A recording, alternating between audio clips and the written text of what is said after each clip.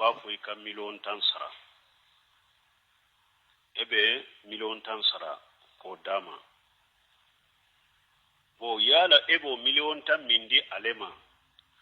parce que bo million tan minade ko dama do de kan ko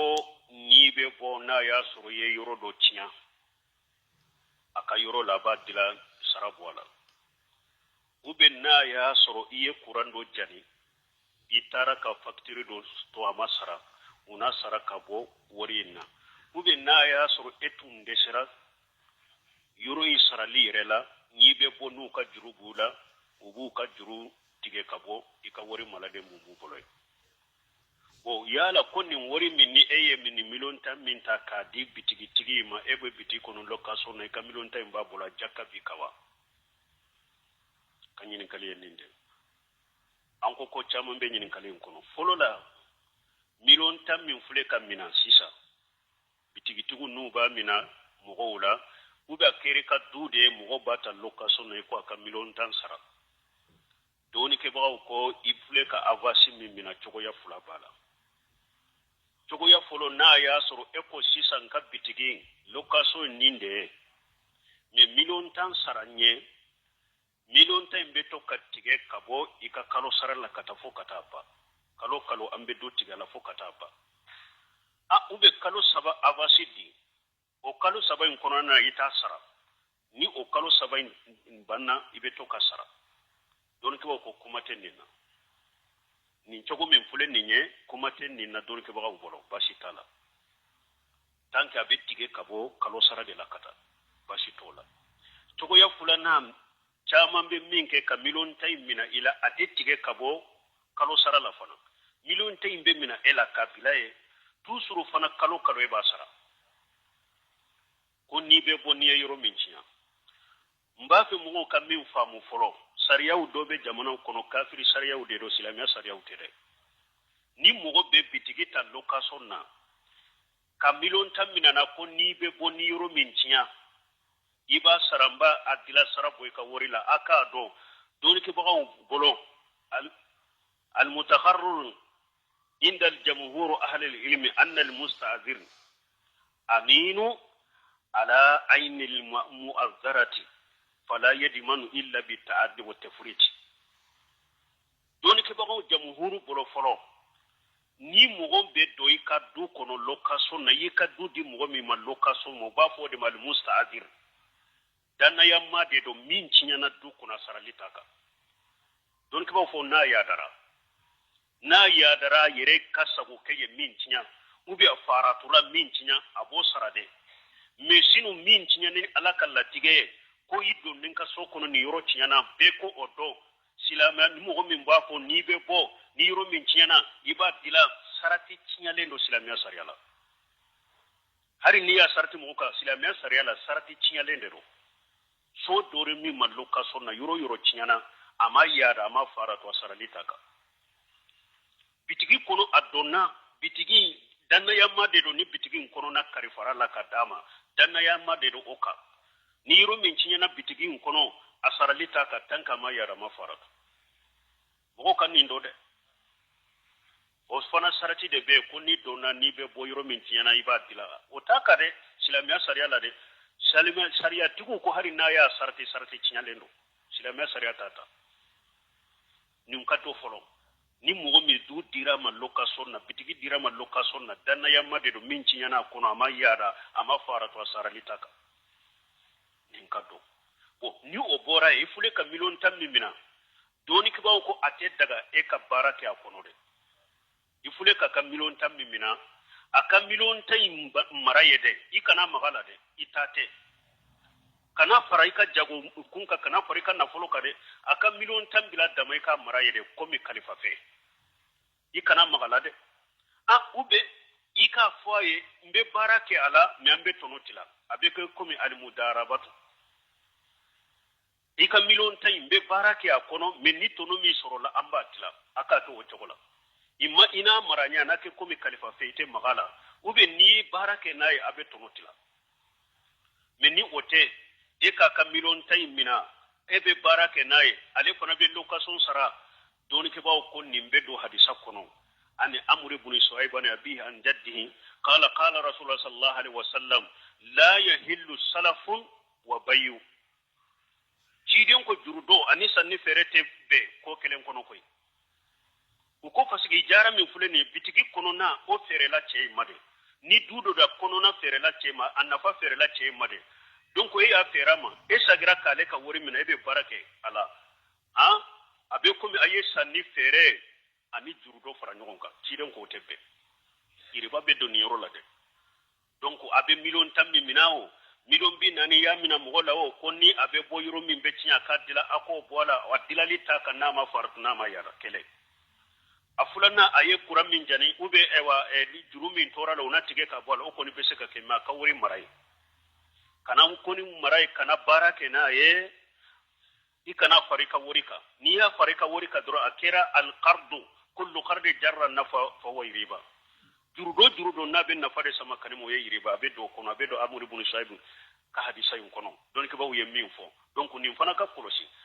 munu be milon tan munu mina milon bin nan be bena abe mara ye dewa bara be de kena ye ba do ba faro ka be bara de kena wote be de aka wori mara ye abe ko mi kalife fe bure kana magala ni bara kena aka tono tilal ni ko fura do la kelen de beke me ate daga ka bara kena ni nye yoro fulan na ke so yun kono yoro sabana kesho kono al-majma fiqh al-islami ushigira yala ni wori shugo minni ebe bo kadi mugo mata jaka be ka wa ko jaka tika fo sammi ni bora ka bitigi kono ube natun nje wanye dati mi sabana nyogo nje no bana ni ka wori sagirima ibo sankele jaka bola jaka mimbu bolo ni chogola e wori mimbu bolo ni chogola jaka tika fo niya mina sammi ibo sankele jaka bala المجمع فقه الإسلامي وشجران ينكوين كاو ينين دفون لنا دونك أكان ينكالي جابو ينين دف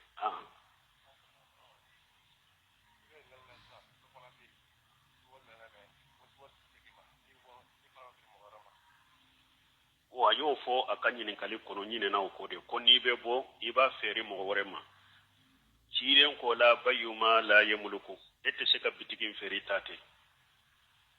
ube min fo kone fana be bo afere mogorema ite seka fere mo be fem feri tay minyere chiren ko tate minye kana fere min dagara aka nafade fere la ema ni e fana bo sisa ibe seka mogodo de nyini karasa nim bitigi netumba kono kalo mba sarawata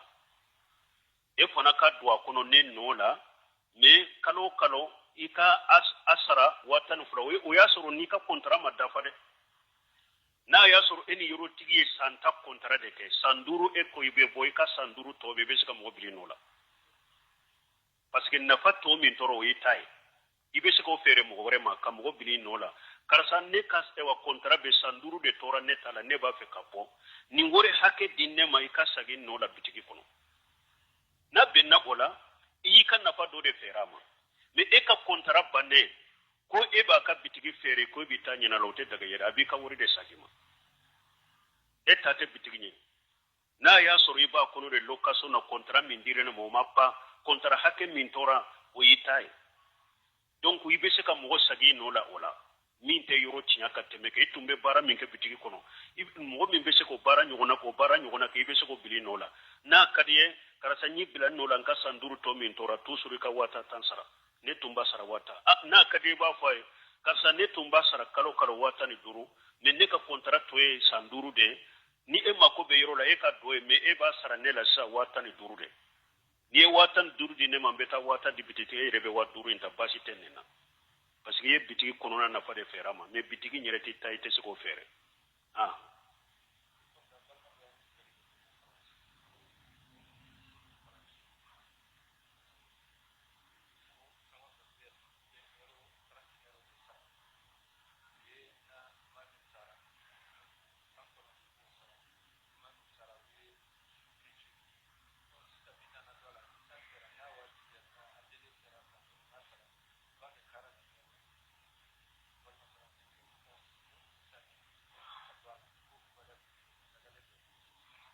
ni nyin kalim minye ko ube franci uye kesu dila bo kalo ero hakke do ibasara 40 i b'a sara pour u b'a don kɛsi la u bɛ olu mara ni banni min kɛra u fɛ n'u b'a fɛ ka su min nati donc u b'a don su kɛsiw la k'u nati jamana kɔnɔ bon ko ni mɔgɔ min ma ta sara donc u bɛ a double san kɔnɔ ni mi ta sara k'u b'a kɛ 40 u b'a kɛ 40 k'o bɛ cogo di bon dɔnnikɛbaw ko kɛsi sugu minnu filɛ nin ye k'u dila mɔgɔw ni ɲɔgɔn cɛ hɛrɛ kɛli kama baasi t'o kan mɛ u kana kɛ wajibi de u kana kɛ wajibi de mɔgɔ kan parce que ciden ko la yahillu malu imri muslim illa bi tibati min nafsihi ciden ko a tɛ daga i ka silama ka nafolo mina la fo a nin de ka jɛ n'a ye k'a kɛ jagoya ka n'i ma sara nin faransɛni kɔnɔ nin bɛ fara kan o tɛ bɛn o kɛra komi jagoya donc mɔgɔ kan'o kɛ a bɛ mɔgɔ bila o sago de la hɛrɛ kow de don ni mɔgɔ min y'a kɛ baraji ɲini de don mais min ye k'u wajibiya mɔgɔw kan nin kɛsi sugu a tɛ bɛn ciden ko silama ka nafolo i kana minɛ la tant que n'i ma jɛ n'a ye voilà a bɛɛ kɛ hadamaden yɛrɛ ka kɛ n'a yɛrɛ sago n'a jɛ ɲɛ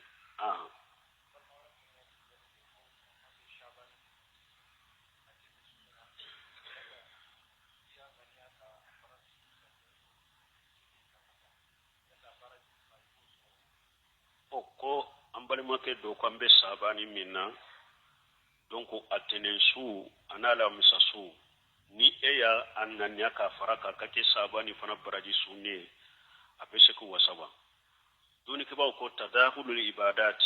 batow ka don ɲɔgɔn kɔnɔ cogoya fila don batow dɔ bɛ yen olu tɛ se ka don ɲɔgɔn kɔnɔ bato kɛrɛkɛrɛnlen tɛ se ka don a ɲɔgɔnna bato kɛrɛkɛrɛnlen kɔnɔ misali la arakatal fajiri bɛ e la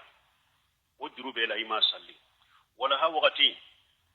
e ko e bɛ arakatal fajiri salli ana k'i ma arakatal fajiri ana kɛ walahaya tɛ se ka ɲa parce que walahaya damana sunna de arakatal fajiri ya damana sunna de u tɛ se ka don ɲɔgɔn kɔnɔ mais n'a y'a sɔrɔ min a ma kɛrɛkɛrɛya a kama fɛn kɛrɛkɛrɛlan tɛ comme masala tahiyatul masjid ciden ko ni donna misiri kɔnɔ i kana sigi ni marakan fula salli salatu bora e donna misiri kɔnɔ ni arakatal fajiri salli ka ŋaniya ni arakatal fajiri tasi masjid donna kɔnɔ parce que chati masjid ta damana araka ciden ko i kana sigi de dɔrɔn ni marakan fula salli warakan fula kɛra farda ye warakan fula kɛra nafila wɛrɛ ye o tan kɛra kan fula kɔni sallira basi t'a la chati masjid bɛ se ka don a kɔnɔ o ko nin sugu fana tɛnɛn su alamisa su n'i y'a su sabani fana kɔnɔ ka ŋaniya parce que a part tɛnɛn fana tɛ sabani de kɔnɔ alamisa tɛ sabani de kɔnɔ donc a bɛ se k'o fula baraji bɛ sɔrɔ i bɛ tɛnɛn su baraji sɔrɔ a kɛra sabani min fana kɔnɔ n'i y'a ŋaniya ka fara la i b'a baraji sɔrɔ i bɛ alamisa su baraji sɔrɔ sabani fana kɔnɔna de a kɛra o de kɔnɔ n'i y'a ŋaniya ka fara kan i bɛ sabani fana su baraji sɔrɔ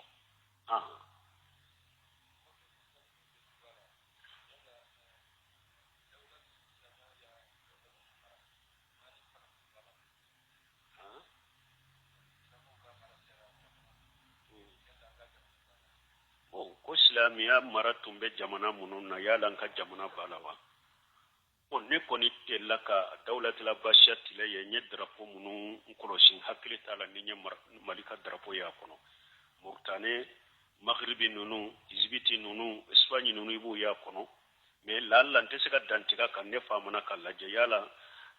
a lajɛli kɔnɔ a baara uba taala Allahu alam n faamana ka lajɛ ni mɔgɔ min taara ata internet la ko dawlatul abbasiya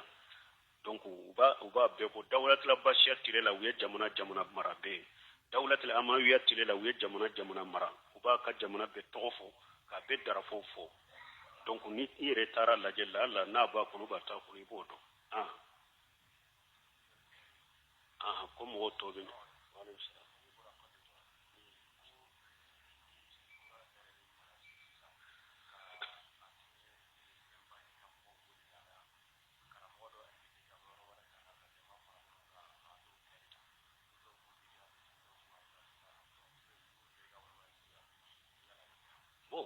ni ye ɲininkali min ko misiri dayɛlɛw aw kumana ninnu bɛɛ kan ka tɛmɛ n y'o de fɔ ka dɛrɛsow lamɛnni hakiliw ye u bɛ ka tɛmɛ ka taa kɔrɔlenw na fatawa lajina daima li bosilimiya ni min taara ta u bɛ albid'atu wal muhaddasatu ma la asila lahu kitabu kelen dɔ bɛ kitabu ɲuman kuma in b'o kɔnɔ ويلزنا دائما لبوسي لما ولفتو يونينكا misiri kura ka jama wele ka bo fambe ko misiri dayele ka dumuni tobi abe chogodi ko minye ka jama ye wele ku dalaje dumunu ka tobi misiri dayele kama ko oye bidiyai wote salafu saluhu ka tabulo kono misiri be dayele dro ni sallide ani qur'an kalaw misiri be dayele no de ani deresu me ka jama fara nyon ka mo ka bo fo dugu were ku be na misiri dayele la uko bedo ciden ka hadisa kono la tusaddu rihalu illa ila salasati masajid al masjid al haram wa masjid al aqsa ciden ko mo kani kam minawunta ko ibeta misiri segere ka bato ke fo misiri saba alikaba ani aleka misiri ani baitul maqdis donc ko ni kam minawunta ko beta misiri dailela dugu werela abota ni akera dugu kele inde kono dugu inde kono ko ni ndoyi ambe salli daminan ka misiri kono mogo munun bena wala uma bo dugu werela dugu kele inde kono kana bashi to la de parce que wote tama ye ume tama wala dugu kele kono mogo munun bena jama bena salli ko ewa an ka salli folo en ni misiri kono bashi to wala ni minye ka dugu were ube ka dumuni to ba kama ewa lejina daima ko ye bidiyade ani fana ko do misiri daile no beta dumuni do dépasser do ke o bese ka hari misiri jo fanta ndo yoro dola misiri daile o do be dépasser do ke misiri daile no bese ka hari misiri were jo fanta ndo ye donc ulute sunna kono misiri be daile ni salline kala uni wajulu de misiri be daile no de ne minye ka dumuni baw tobi ka jama baw wele ka bo yoro baw yoro ula ko be misiri daile sunna te bidia de do donc mo do beta lejina daima o ya pose ula ko mu ewa ni seba min ko ciden kana salla ka sokono do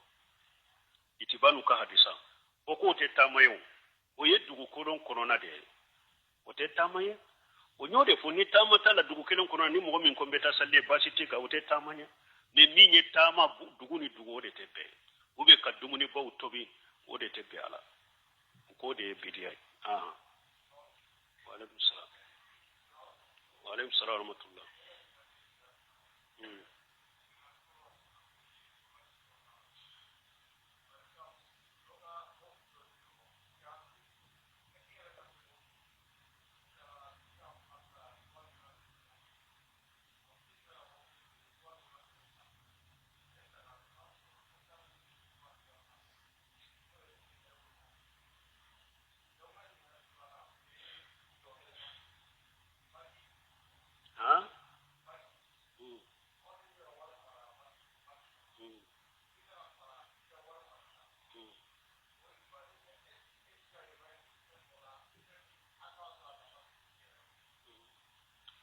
bu ñinin kadi folo ako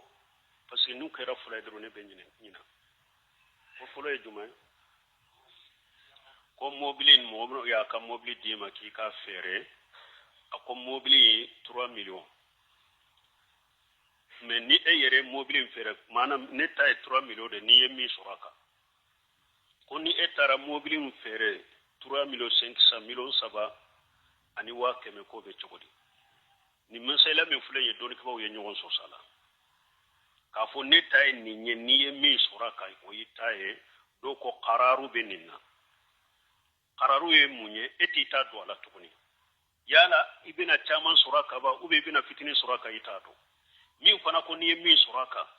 o yala ale fana chaman bina suraka parce que ado be do ye ni fo ni mi suraka ni etara fen suraka le irema mi soro tere la ben misa a chaman kilen kera do wen kono ya e yere tara fen surala ale yere mi nyetere tiga mo surala ube ale yere mi nye mobili tiga mi surala do ben misa natabata kelebe wuli mankambe wuli silamano nyogonche donc apesha ka ke fana ebe 3 millions nyini mobile na harika wata nyina ka ita soro ibe hari wata nyini 3 millions ka ita soro donc don ke ba ko nin koso ko kararu benina nin ka to o de kani o kwa nyuma ye munye boda nyuma ye munye nka mobile fule affaire 3 millions ni mobile fere 3 millions ika sara mbi sara wa bidu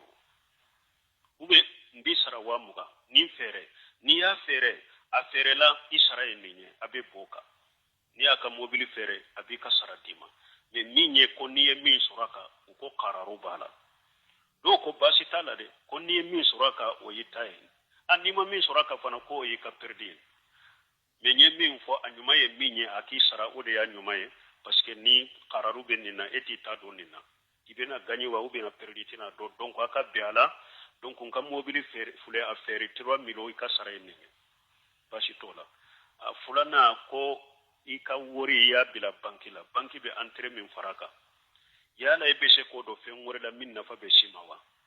don ke ba ko ni ya yira kuma sahale nye minye ika wori bila le banki la min be faraka e kana magala de witate iriba te mo kana folo yo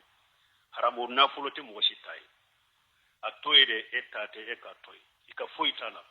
ni e ya taka ke fe ngo fenye donc anafa be edeka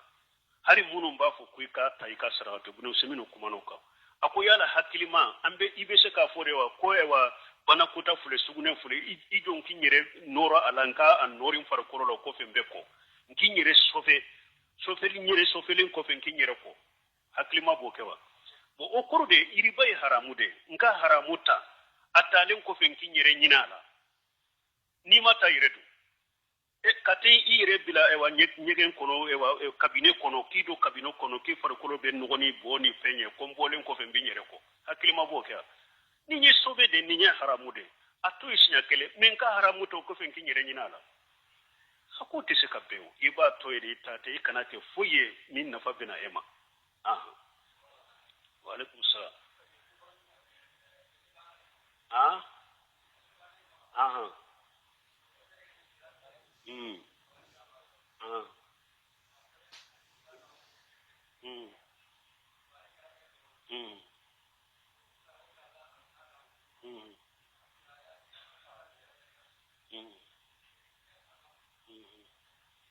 Ewo ko mo do de do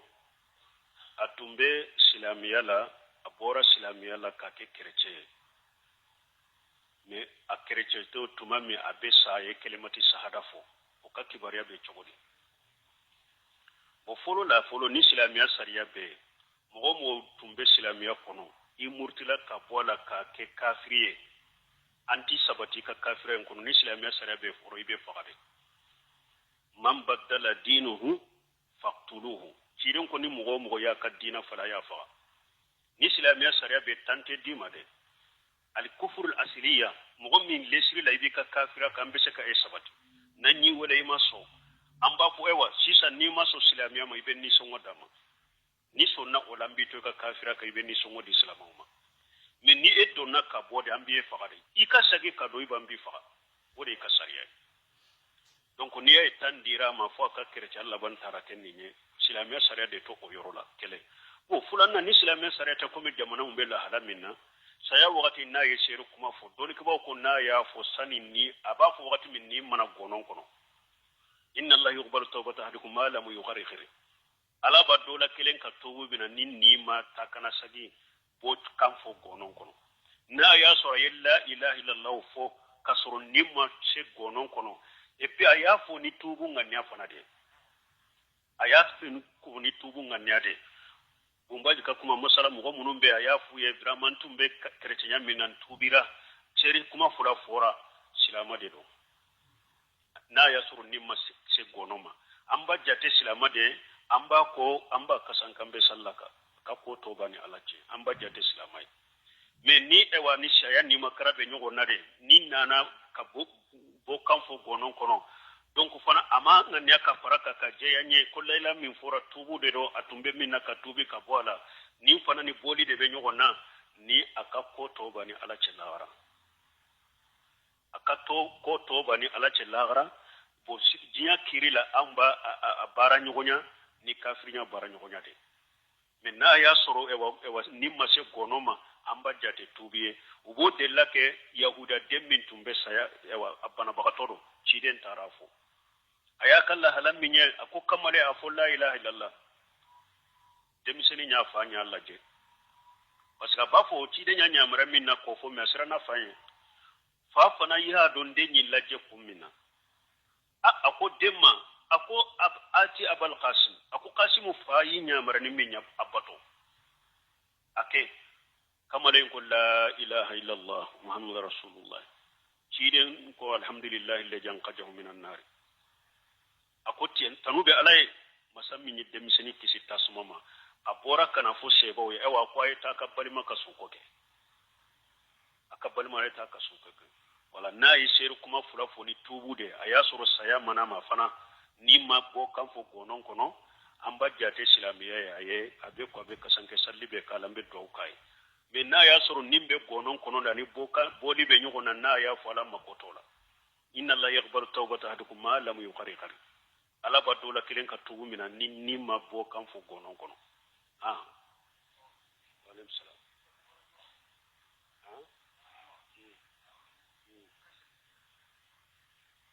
ko bara nyuma minani sarti jumani jumae bara nyuma sarati be fo ka caya fula de do an yakuna khalisan lillahi wa sawaba baraka ke akera ala de kama fulan ka fuya sitala khalisa ye diddu shirku baraka ke tauhidi ka khalisi o de fulan ka fuya kana yi ka barala akumba bakana yala afitini kana yala ninde sarti fuloy wan yakuna sawaban sawabai munye mutaba'atu li rasulullah sallallahu alaihi wasallam an yakuna la sunna baraka ke sunnaka ni bara make sunnaka bena ni minye ko bidiya atemina ye donc bara nyuma sarati en ninde akakala shi alay fulanka fuya kumba bana fitini kana yika bara la kele sarati fulanna baraka be ciden ka sunna sallallahu alaihi wasallam kana ke bidiya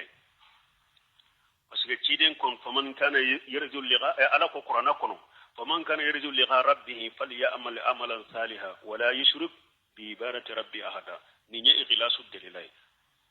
ala ko mo mi ni bi tigi ala ko be nyonya jigi lagara bara ke bara minite foy fara ala ko barala hadisa dola hadisul qudsiya kunala ko ana aqna surakai an shirki man amila amala fasiraka fihi ma khairu tarakituhu wa shirkahu ako jenyogo na jera ne ala be se ka jenka jenyogo ko temauka ni mogo ye barake ye fengure farane ka barala ewo ani ka bara makota sila makoti ni ka bara insila donc ni nyaira ni bara makala sala droit mina mutabaka de lay munye ciden ko man ahdasa fi amrina haja malisa min fa huwa raddu ako mogo ni ko kurado ni dina kono ko min ni me nyamari ana ka bara be sagima na togo do la mani amila amala laysa li amruna fa huwa raddu ako ni mogo ye barake bara min ni me nyamari ala ka bara be sagima iri way fula imbe nyugon dafa man ahdasa fi amrina haja ni ede ye ko kuraindo dina kono atemina ye me mogo do be se kato ni bidai ne ma do dina kono de awunye asura kono de ciden ko ni mogo minye ko kura do dina kono de ka bara temina me awunya asura kono de anye baraka na ciden nye iri way fulana man amila amala hari ni e ma do dina kono me fana ya bara delila taala ne mi nya maryama abe sagima e kana sinside e asura kono yake delila taala ka bara be sagima donc ni fula de do kitabu tauhid kitabu na gida kitabu dobe sabana faraka wal azimatu ani fana ika dantige bara nyuma ika dantika kai kaka ika dantige kake meini kana fula ke mana ni yen ndo ni bara nyuma idurake dantiga kai kake kana ani fula ke kwa do bo faraka me globally chaman be min fo ni fula de do al ikhlasu lillah wal mutaba'atu li rasulillah sallallahu alaihi wasallam ko waqti banna inshallah subhanakallahumma rabbana bihamdika ashhadu an la ilaha illa anta astaghfiruka